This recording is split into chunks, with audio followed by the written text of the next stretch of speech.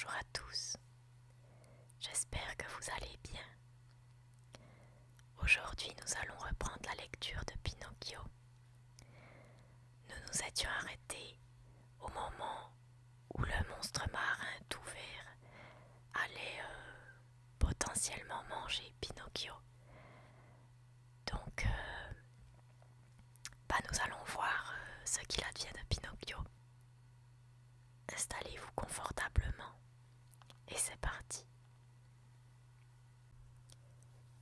Au moment où le pêcheur allait jeter Pinocchio dans la poêle, entra dans la grotte un gros chien tiré par l'odeur très forte et l'appât de la friture. Va-t'en, lui cria le pêcheur menaçant, qui tenait toujours à la main le pantin enfariné. Mais le pauvre chien avait faim pour 4 et grognant, agitant sa queue, il dit « Donne-moi un morceau de friture et je te laisserai en paix. » Va-t'en, te dis-je, lui répéta le pêcheur, qui allongea la jambe pour lui donner un coup de pied. Alors le chien, qui lorsqu'il avait faim n'avait pas l'habitude de se laisser moquer de lui, se retourna hargneux vers le pêcheur en lui montrant ses dents terribles. Au même moment, on entendit dans la grotte une toute petite voix, faible comme un souffle, qui disait « Sauve-moi, Alidor, si tu ne me sauves pas, je suis frit. » Le chien reconnut bien vite la voix de Pinocchio et il s'aperçut, à son grand étonnement, que la petite voix était sortie du paquet enfariné que le pêcheur tenait dans la main. Alors que faire? Il s'élança, saisit dans sa bouche le paquet enfariné et le tenant avec précaution entre ses dents, il sortit de la grotte en courant et fila comme une flèche. Enrageant de se voir enlever des mains ce poisson qu'il aurait mangé avec tant de plaisir, le pêcheur essaya de poursuivre le chien, mais à peine eut-il fait quelques pas qu'il fut pris d'une quinte de toux qui l'obligea à revenir sur ses pas. Quand Alidor eut retrouvé le sentier qui conduisait au village, il s'arrêta et posa à terre délicatement l'ami Pinocchio. « Comme je te remercie, dit le pantin. »« Ce n'est pas la peine, répondit le chien. Tu m'as sauvé moi-même. Service pour service. En ce monde, il faut savoir s'entraider. Mais comment es-tu arrivé jusqu'à cette grotte?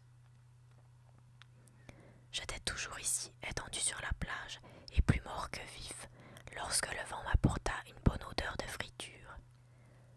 Cette odeur stimula mon appétit, et j'ai cherché d'où elle venait. Si j'étais arrivé 1 minute plus tard... Ah, ne m'en parle pas, s'exclama Pinocchio, qui tremblait encore de frayeur. Si tu étais arrivé 1 minute plus tard, je serais à cette heure bel et bien frit, mangé et digéré. Brr, je frissonne rien qu'à y penser. Alidor, riant, tendit sa patte droite à Pinocchio qui la lui serra en signe de grande amitié, puis ils se séparèrent.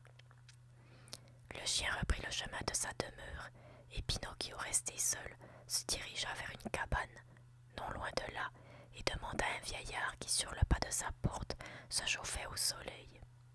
« Dites-moi, brave homme, auriez-vous des nouvelles d'un pauvre petit garçon qui a été blessé à la tête et qui s'appelait Eugène? »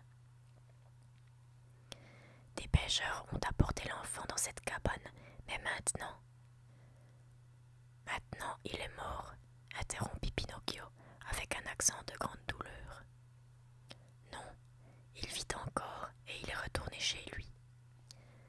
Vraiment, vraiment, s'écria le pantin en sautant de joie.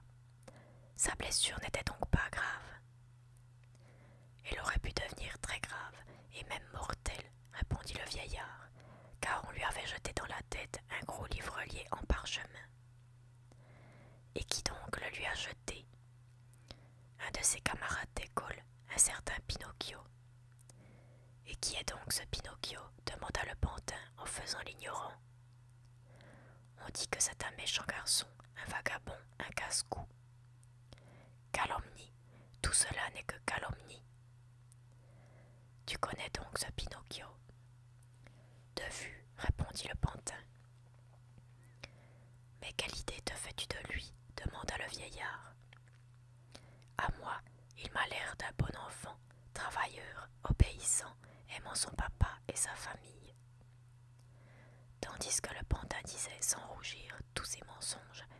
il se toucha le nez et s'aperçut que ce dernier avait allongé de plus d'une main. Alors, tout effrayé, il se mit à crier. Ne croyez pas, brave homme, tout le bien que je viens de dire de ce garçon. Je le connais très bien. C'est un mauvais drôle, désobéissant, paresseux, et qui, au lieu d'aller à l'école, fait le vagabond avec ses camarades. Dès qu'il eut prononcé ces paroles, son nez raccourcit et revint à sa grandeur naturelle. « Pourquoi donc es-tu tout blanc ?» lui demanda soudain le vieillard. « Je vous dirai que, sans m'en apercevoir, je me suis frotté contre un mur tout frais blanchi, » répondit le pantin, qui avait honte de raconter qu'on l'avait enfariné comme un poisson pour le faire frire à la poêle. « Et qu'as-tu fait de ton habit, de ton pantalon et de ta calotte ?»« J'ai rencontré des voleurs qui m'en ont dépouillé. Mais dites-moi, bon vieillard, n'auriez-vous pas à me donner un vieux paletot pour que je puisse retourner chez moi ? » « Mon pauvre garçon, je n'ai qu'un petit sac où je mets des lupins. Si tu le veux, prends-le. Le voici, je te le donne. » Pinocchio ne se le fit pas dire deux fois. Il prit sur le champ le petit sac aux lupins qui était vide, et après avoir fait avec les ciseaux une petite ouverture au fond et une ouverture de chaque côté, il l'enfila comme une chemise. Dans cette tenue sommaire, il marcha vers le village. Mais en route, il ne se sentait pas tranquille. À mesure qu'il faisait un pas en avant, il en faisait aussi un en arrière, et se parlant à lui-même, il se dit « Comment faire pour me présenter à ma bonne petite fée? Que va-t-elle dire en me voyant? Voudra-t-elle me pardonner cette nouvelle escapade? Je gage qu'elle ne voudra pas me pardonner. Oh, certainement non, elle ne me pardonnera pas. Et ce sera bien fait, puisque je suis un scélérat qui promet toujours de se corriger et qui ne tient jamais ses promesses. » Lorsqu'il arriva au village, il faisait déjà nuit noire. Comme le temps était mauvais et qu'on pataugeait dans l'eau jusqu'à la cheville, il résolut d'aller tout droit chez la fée, d'y frapper et de se faire ouvrir. Mais quand il y fut, il sentit le courage lui manquer, et au lieu de frapper, il se sauva en courant à une vingtaine de pas de là. Puis il revint jusqu'à la porte une seconde fois, sans se décider à rien. Une troisième fois, il s'approcha sans plus de résultat. Enfin, la quatrième fois, il prit en tremblant le bâton de fer et frappa un tout petit coup. Il attendit longtemps. Une demi-heure après, une fenêtre du quatrième étage, qui était le dernier, s'ouvrit, et Pinocchio vit apparaître une grosse limace qui avait sur la tête une petite lanterne allumée. Elle lui dit « Qui vient à cette heure ?» « La fée est-elle à la maison ?» demanda Pinocchio. « La fée dort et ne veut pas être réveillée. Mais toi, qui es-tu ?»« C'est moi. »« Qui, moi ?»« Pinocchio. »« Qui, Pinocchio ?»« Le pantin qui habite dans la maison avec la fée. »« J'ai compris, dit la limace. Attends un instant, je descends et vais t'ouvrir. »« Dépêchez-vous de grâce, car je meurs de froid. »« Mon garçon, je suis une limace, et les limaces ne sont jamais pressées. » 1 heure s'écoula, 2 heures s'écoulèrent, et la porte ne s'ouvrait pas. Pinocchio tremblait de peur et aussi de froid, car l'eau lui coulait dans le dos. Il reprit courage et frappa une seconde fois. Il frappa plus fort. À ce second coup, une fenêtre du troisième étage s'ouvrit et la limace apparut.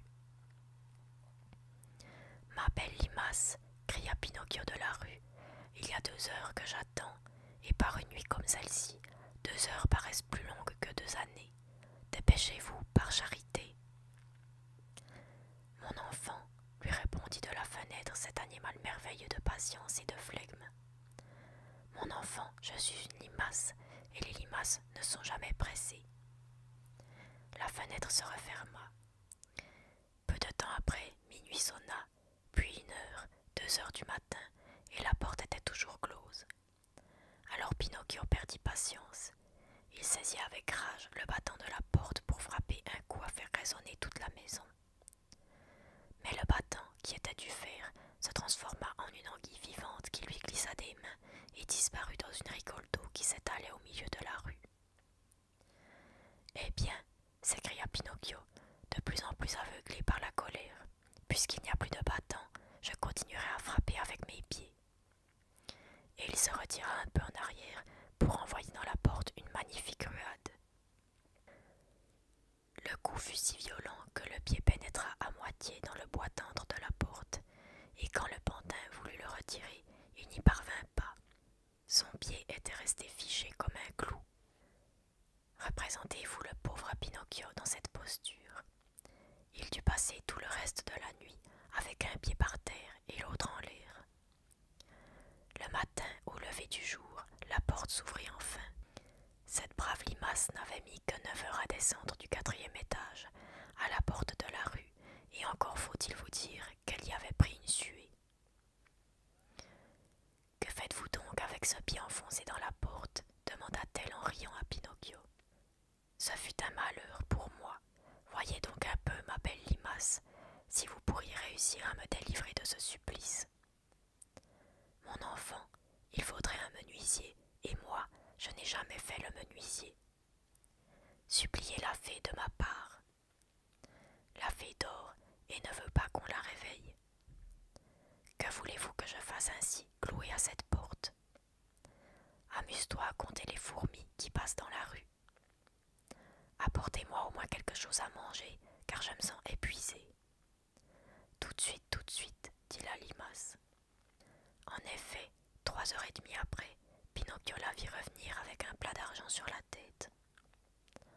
Dans le plat, il y avait un pain, un poulet rôti et 4 abricots mûrs. Voici le déjeuner que vous envoie la fée, dit la limace. À la vue de ce don de Dieu, le pantin se sentit tout consolé. Mais quel ne fut pas son désappointement lorsqu'en commençant à manger, il s'aperçut que le pain était de plâtre, le poulet de carton et les abricots d'albâtre, colorés comme s'ils fussent vrais. Il voulait pleurer, s'abandonner au désespoir, jeter au loin le plat et son contenu, mais sa faiblesse était telle qu'il tomba évanoui. Quand il revint à lui, il se trouva étendu sur un sofa et la fée était à ses côtés. « Pour cette fois encore, je te pardonne, lui dit la fée, mais gare à toi si tu fais encore des tiennes. » Pinocchio promit et jura que désormais il étudierait et se conduirait toujours bien, et il tint parole pendant tout le reste de l'année. En effet, aux examens de vacances, il eut l'honneur d'être le premier de l'école. Sa conduite fut jugée si satisfaisante que la fée, toute heureuse, lui dit « Demain, enfin, ton grand désir sera exaucé.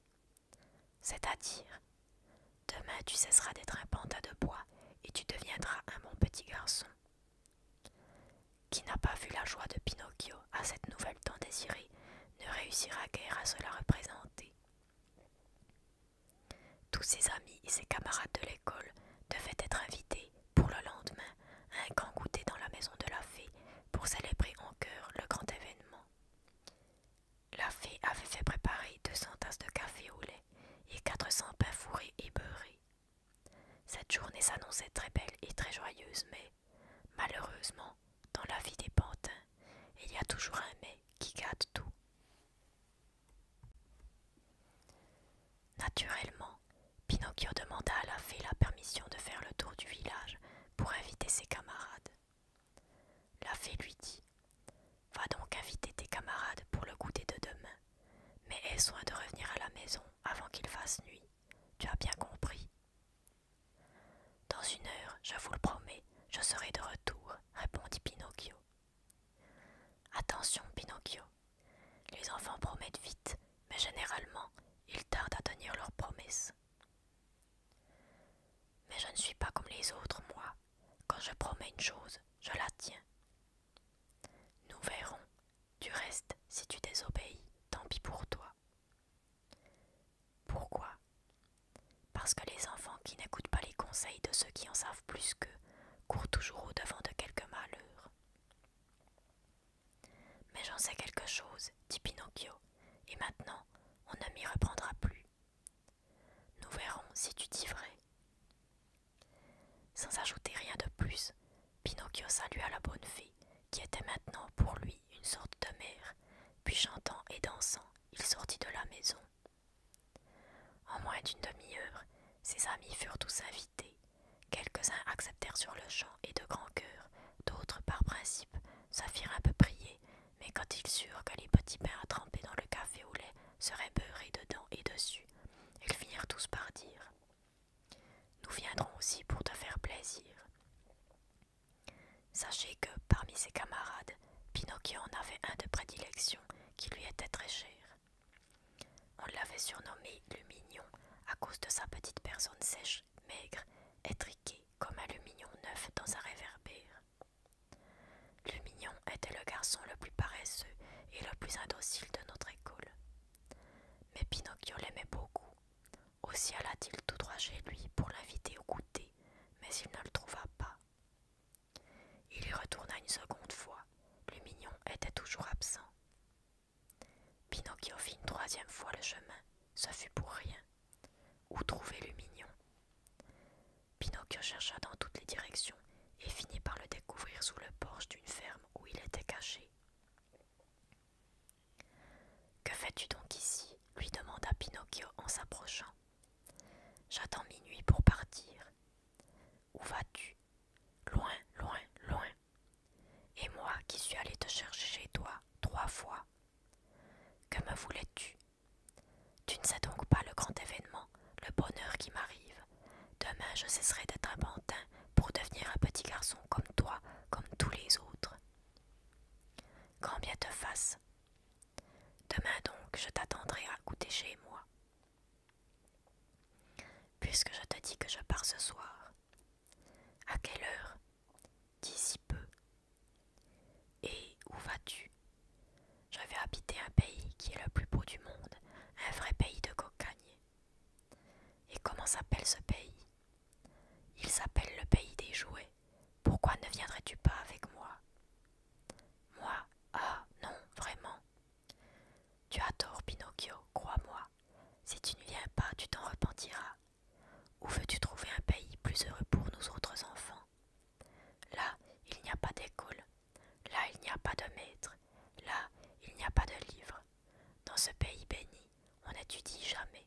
Le jeudi, on ne fait pas de classe, et la semaine se compose de 6 mercredis et d'un dimanche.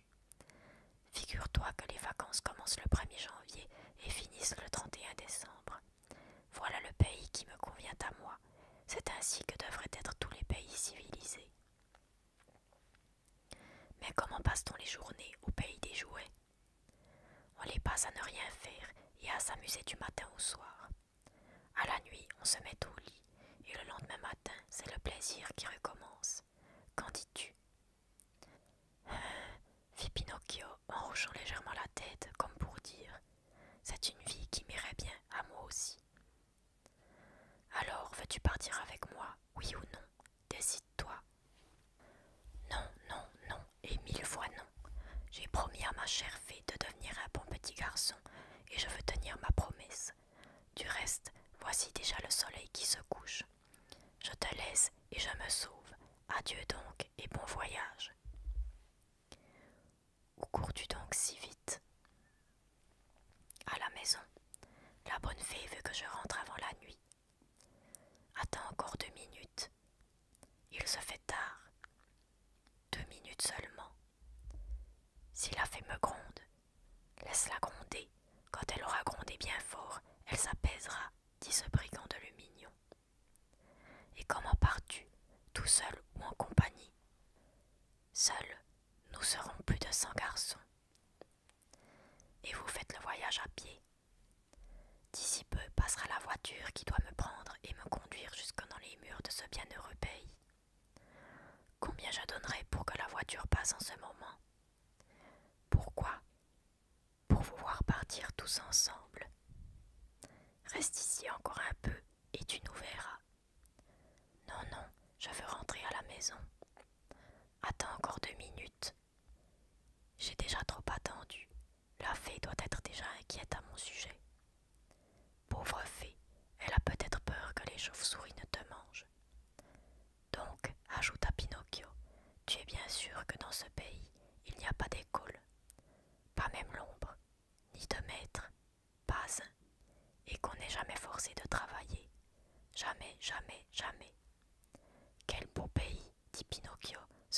venir l'eau à la bouche. Quel beau pays! Je n'y ai jamais été, mais je l'imagine. Pourquoi n'y viens-tu pas aussi? Il est inutile de me tenter désormais. J'ai promis à ma bonne fée de devenir un garçon sensé, et je ne manquerai pas à ma parole. Eh bien donc adieu, salut de ma part toutes les écoles, tous les lycées et tous les collèges que tu verras. Adieu le mignon, bon voyage, amuse-toi bien et rappelle-toi quelquefois tes amis. Là-dessus, Pinocchio fit 2 pas comme pour s'en aller, puis il s'arrêta et se retournant vers son ami lui demanda: Mais es-tu bien sûr que dans ce pays-là, les semaines soient composées d'un 6 mercredis et d'un dimanche? Absolument sûr. Mais tu sais de bonne source que les vacances commencent le 1er janvier et finissent le 31 décembre. De très bonne source.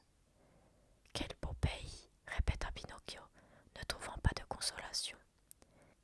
Puis il se ressaisit et ajouta rapidement: Adieu donc, et pour la dernière fois, bon voyage. Adieu. Dans combien de temps partirez-vous? D'ici peu. Hélas, s'il n'y avait qu'1 heure d'ici le départ, je serais presque capable d'attendre. Il a fait. Maintenant, il fait déjà nuit, et rentrer à la maison 1 heure plus tôt ou 1 heure plus tard, c'est la même chose. Mon pauvre Pinocchio, et s'il a fait 2 grondes? Bah, je laisserai crier. Quand elle aura bien crié, elle se taira. Cependant, l'obscurité était venue, et il faisait nuit noire. Tout à coup, les enfants aperçurent vaciller, dans le lointain, une petite lumière, et ils entendirent un son de clochette et de trompe si petit, si étouffé, qu'il ressemblait au sifflement d'un insecte. La voici, cria Lumignon en se redressant. Qui donc? Demanda Pinocchio tout bas. Eh bien, la voiture qui vient me chercher. Alors, veux-tu, oui ou non?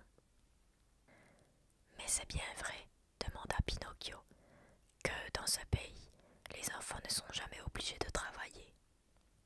Jamais, jamais, jamais. Quel beau pays, quel beau pays, quel beau pays. Enfin, la voiture arriva. Elle arriva sans faire de bruit, car les roues étaient faites d'étoupe et de chiffon. Elle était traînée par 12 paires de petits ânes, tous de même taille, mais de robes différentes. Les uns étaient gris, d'autres blancs, et d'autres tachetés de noir et blanc, comme poivre et sel, et d'autres zébrés de jaune et de bleu. Mais le plus singulier, c'est que ces 12 paires d'ânes, c'est-à-dire ces 24 ânes, au lieu d'être ferrés comme les autres bêtes de somme, portaient aux pieds des chaussures d'homme faites en peau blanche. Et le conducteur de la voiture, figurez-vous un petit homme, plus gros que grand, onctueux et bouffi, comme une motte de beurre, avec un petit visage de miel et de rose, une petite bouche qui riait toujours, et une voix douce et caressante, comme celle d'un chat qui se recommande au bon cœur de la maîtresse de la maison. Dès que les enfants l'apercevaient, ils en devenaient amoureux et se battaient pour monter dans sa voiture, pour être conduits par lui dans ce véritable pays de cocagne, désigné sur la carte de géographie sous le nom séduisant de pays des jouets. La voiture était déjà toute pleine d'enfants de 8 à 12 ans, serrés les uns contre les autres comme des anchois dans la saumure. Ils étaient très mal à l'aise et empilés au point qu'ils pouvaient à peine respirer. Mais personne ne se plaignait, personne ne se lamentait. La consolation de songer qu'ils arriveraient, dans quelques heures, en un pays où il n'y avait ni livre, ni école, ni maître, les rendait si contents, si résignés, qu'ils ne sentaient ni les malaises, ni les secousses, ni la soif, ni le sommeil. À peine la voiture se fut-elle arrêtée que le petit homme se tourna vers Lumignon et avec des grimaces alléchantes lui dit: Dis-moi, mon bel enfant, veux-tu venir toi aussi dans cet admirable pays? Assurément, je veux y aller. Mais je t'avertis, mon chéri, il n'y a plus de place dans la voiture, c'est complet, comme tu vois. Qu'importe, dit Lumignon, s'il n'y a pas de place à l'intérieur, je m'accommoderai des brancards. Là-dessus, il fit un bond et monta à cheval sur un brancard.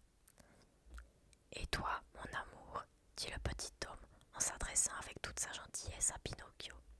Que comptes-tu faire? Viens-tu ou restes-tu? Je reste, répondit Pinocchio. Je vais retourner à la maison. Je veux étudier et faire honneur à mon école, comme c'est le devoir de tous les bons petits garçons. Grand bien te fasse. Pinocchio, dit alors le mignon, écoute-moi, viens avec nous, nous nous amuserons bien. Non, non et non. Viens avec nous, et nous nous amuserons bien, crièrent d'abord quelques voix à l'intérieur de la voiture. Viens avec nous, et nous nous amuserons bien, hurlèrent ensemble une centaine de voix. Et si je vais avec vous, que dira ma bonne fée? Dit le pantin, qui commençait à se laisser émouvoir et à hésiter. Ne te fais pas tant de bile, songe que nous allons dans un pays où nous pourrons du matin au soir faire tout le tapage que nous voudrons. Pinocchio ne répondit pas, mais il poussa un soupir, puis un second soupir, puis un troisième soupir, et finalement il dit « Faites-moi un peu de place, je vais avec vous. » « Les places sont toutes prises, » répliqua le petit homme. « Mais pour te montrer comme tu es le bienvenu, je puis te céder ma place sur le siège. » « Et vous? » ?»« Moi, je ferai la route à pied. » »« Non, je ne le permettrai pas. Je préfère monter en groupe sur l'un de ces baudets, » s'écria Pinocchio. Aussitôt, Pinocchio s'approcha du premier et se disposa à l'enfourcher. Mais l'animal, en se retournant brusquement, lui envoya une belle ruade qui l'envoya promener les jambes en l'air. Tous les petits garnements poussèrent un éclat de rire impertinent et grossier. Seul le petit homme ne rit pas. Il s'approcha, plein de sollicitude, du petit âne rebelle, et feignant de l'embrasser, lui arracha d'un coup de dent la moitié de l'oreille droite. Pinocchio se releva furieux et sauta sur la croupe du pauvre animal.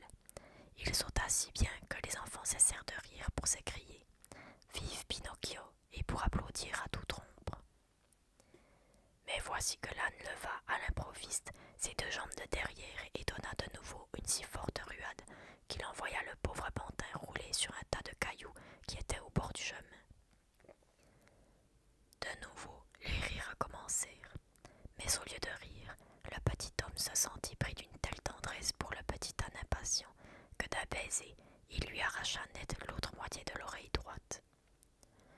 Puis il dit à Pinocchio « Maintenant, remonte à cheval et n'aie pas peur. Ce petit âne avait quelques caprices dans l'esprit, mais je lui ai dit à l'oreille 2 mots condus. J'espère le rendre doux et raisonnable. » Pinocchio monta et la voiture s'ébranla. Mais tandis que les ânes galopaient et que la voiture roulait sur la grande route, il semblait à Pinocchio entendre une voix docile, mais à peine intelligible, qui lui disait « Pauvre sot, tu as voulu faire à ta guise, tu t'en repentiras. » Pinocchio, presque effrayé, regarda de ci, de là, pour savoir d'où venaient ces paroles. Il ne vit rien.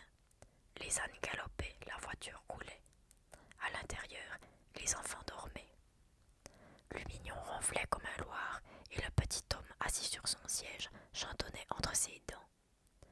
Ils dorment toute la nuit, et moi je ne dors jamais. Un demi-kilomètre plus loin, Pinocchio entendit encore la petite voix qui lui disait « Rappelle-toi bien, petit niais, que les enfants qui cessent d'étudier et tournent le dos au livre, à l'école et au maître, pour s'adonner entièrement aux sottises et à l'amusement, ne peuvent avoir qu'une fin malheureuse. »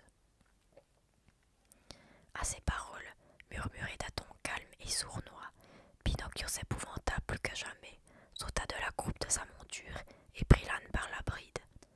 Quelle ne fut pas sa stupéfaction quand il constata que le petit âne pleurait exactement comme un enfant. « Eh, monsieur !»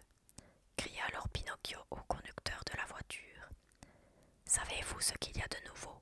Ce petit âne pleure. »« Laisse-le pleurer, il a bien le temps de rire. »« Mais qui peut bien lui avoir appris à parler?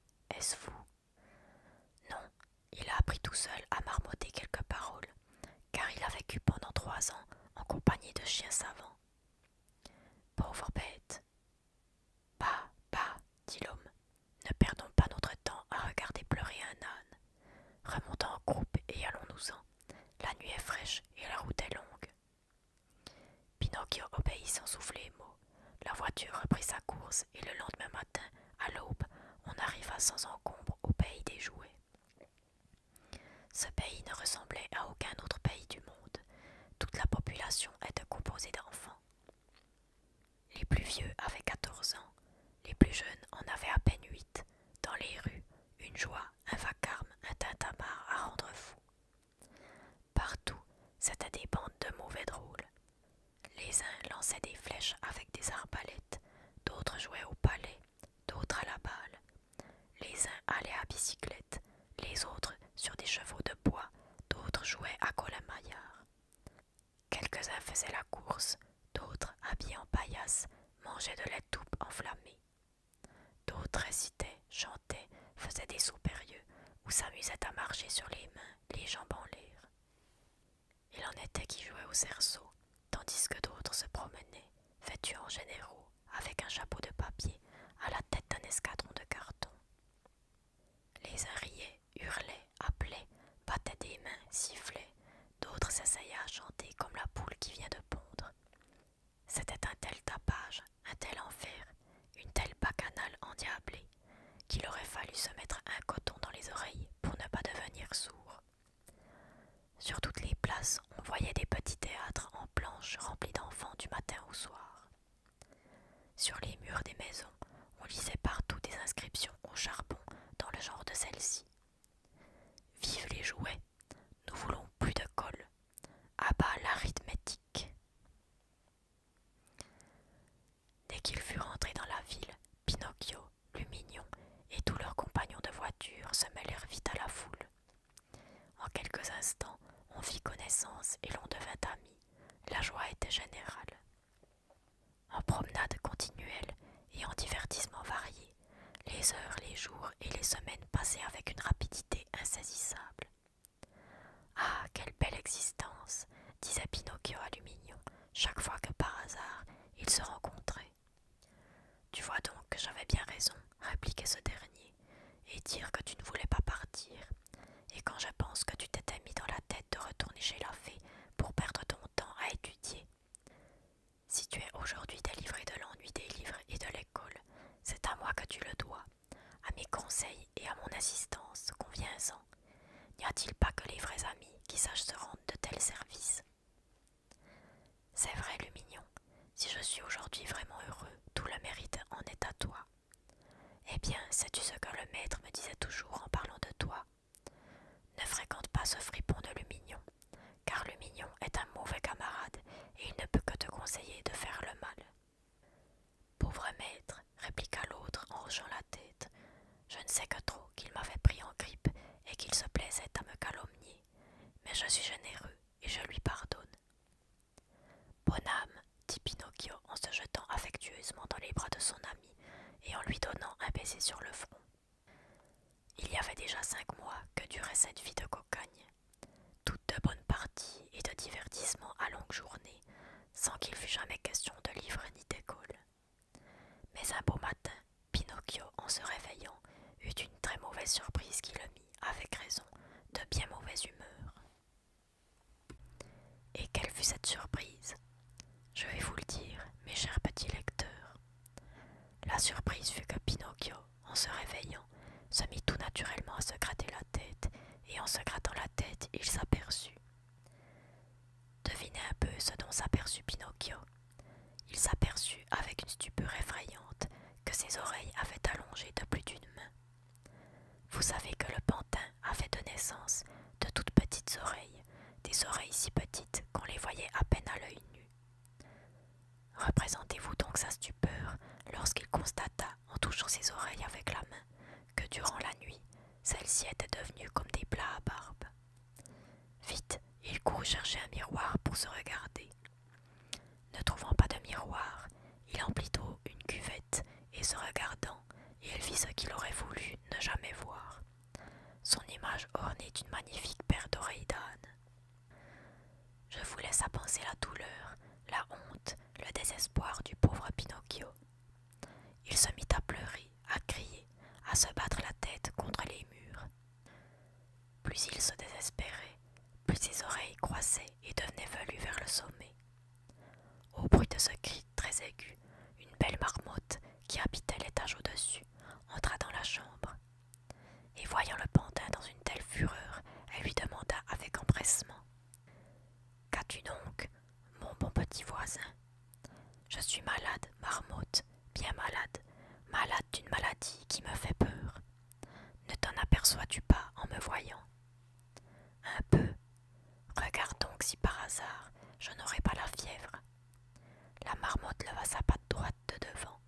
Elle tâta le pouls de Pinocchio, puis lui dit en soupirant: Mon ami, je regrette bien d'avoir à te donner une mauvaise nouvelle.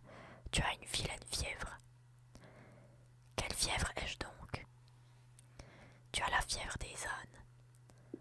Je ne connais pas cette fièvre, dit Pinocchio, qui n'avait que trop bien compris.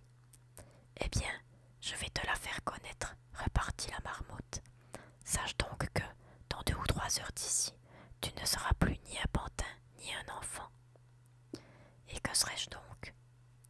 Dans 2 ou 3 heures, tu seras devenu un petit âne en chair et en os, comme ceux qu'on attache aux charrettes et qui portent les choux et la salade au marché.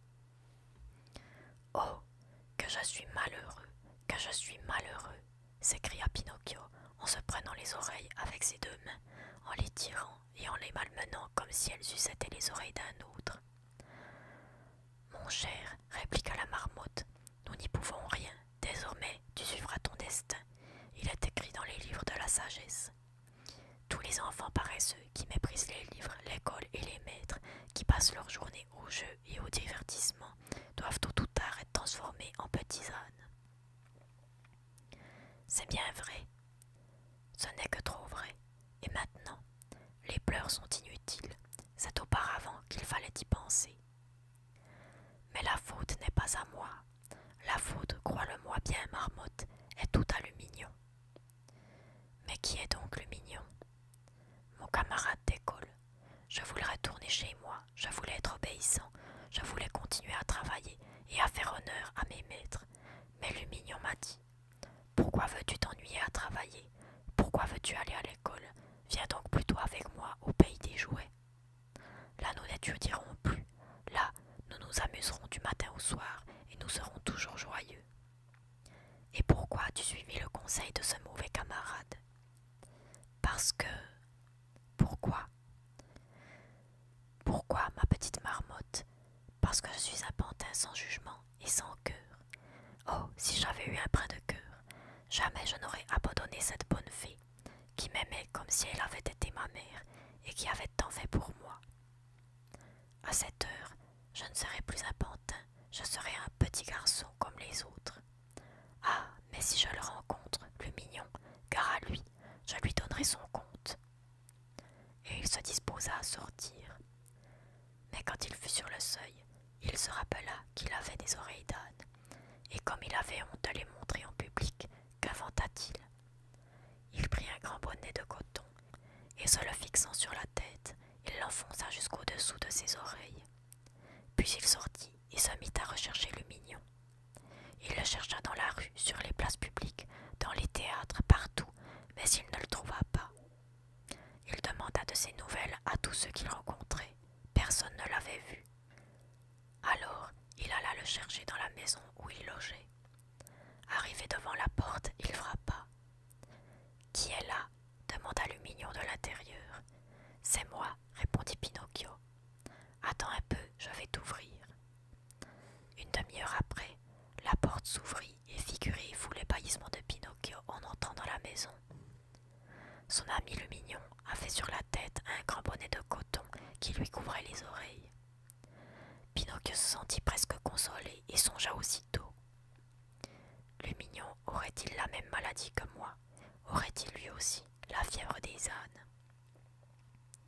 Faisant mine de ne s'apercevoir de rien, Pinocchio lui demanda, le sourire aux lèvres: « Comment vas-tu, mon cher le mignon? »« Très bien, comme une souris dans un parmesan. »« Voyons, parles-tu sérieusement? »« Pourquoi mentirais-je? Excuse-moi, mon cher, mais alors, pourquoi portes-tu ce bonnet de coton qui te couvre les oreilles? »« C'est le médecin qui me l'a ordonné, parce que je me suis fait mal au genou. »« Et toi, mon cher Pinocchio, pourquoi portes-tu ce même bonnet de coton enfoncé médecin qui me l'a ordonné, parce que je me suis écorché le pied. Ah, pauvre Pinocchio! Ah, pauvre le mignon! Ces paroles furent suivies d'un silence prolongé, pendant lequel les deux amis se contentèrent de se regarder avec un air de défi. Finalement, Pinocchio dit à son compagnon d'une petite voix mielleuse et futée: « Je serais curieux de savoir, mon cher Lumignon, si tu n'as jamais souffert du mal d'oreille. »« Jamais. Et toi ?»« Jamais. Cependant, depuis ce matin, j'ai une oreille qui me tourmente. Je souffre du même mal que toi. Toi aussi. Quelle est l'oreille qui te fait mal? Toutes les deux. Et toi? Toutes les deux. Aurions-nous la même maladie? J'en ai bien peur. Veux-tu me faire plaisir, Lumignon? Volontiers, de tout cœur. Montre-moi tes oreilles. Pourquoi pas? Mais auparavant, je voudrais voir les tiennes, mon cher Pinocchio. Non, tu dois me les montrer en premier. Non, mon cher, montre les tiennes d'abord, je te montrerai les miennes ensuite. Eh bien, dit le pantin, faisons un pacte comme de bons amis. Nous enlèverons tous les deux notre bonnet en même temps. Acceptes-tu? J'accepte. Donc, attention. Et Pinocchio commença à compter à voix haute. 1, 2 et 3. Au mot 3, les deux enfants saisirent leur bonnet et le firent sauter en l'air. Il se produisit alors une scène qui, si elle n'était vraie, paraîtrait invraisemblable. C'est-à-dire qu'en se voyant affligés tous les deux de la même disgrâce, Pinocchio et le mignon, au lieu de se trouver humiliés et de s'affliger, se montrèrent leurs oreilles démesurément agrandies, et après maintes grimaces, finirent par s'esclaffer et rire aux éclats. Ils rirent follement, mais au plus beau de leur joie, le mignon se calma soudain, puis vacillant sur lui-même et changeant de couleur, il dit à son ami: « Au secours, Pinocchio! Qu'as-tu? Oh, je n'ai plus la force de me tenir sur mes jambes. »« Ni moi non plus, s'écria Pinocchio en pleurant et en trébuchant. Tandis qu'ils parlèrent ainsi, ils se plièrent tous les deux le corps à terre, et marchant avec les mains et avec les pieds, ils se mirent à courir et à tourner dans la chambre. Et tandis qu'ils couraient, leurs bras devinrent des jambes, leur visage s'allongea et devint un museau, et leur corps se couvrit d'une fourrure gris clair striée de noir. Mais l'impression la plus douloureuse pour ces deux malheureux fut celle qu'ils éprouvèrent lorsqu'il leur poussa une queue. Vaincus alors par la honte et par la douleur, ils essayèrent de pleurer et de gémir sur leur sort. Que ne l'eussent-ils jamais fait? Au lieu de plaintes et de lamentations, ils se mirent à braire d'une façon monstrueuse en faisant tous les deux en chœur. Hi-han, hi-han. Au même moment, on frappa à la porte et une voix de dehors leur cria: « Ouvrez, je suis le petit bonhomme, c'est moi le conducteur de la voiture qui vous est amené dans ce pays. Ouvrez-moi vite ou gare à vous. » Voilà, on va s'arrêter ici. Je ne sais pas vous, mais moi, j'ai hâte de connaître la suite. On va bien voir comment Pinocchio va se sortir de cette situation. En tout cas, j'espère que cette lecture vous a plu. N'hésitez pas à mettre un commentaire ou à laisser un petit j'aime ou vous abonner si mes lectures vous plaisent.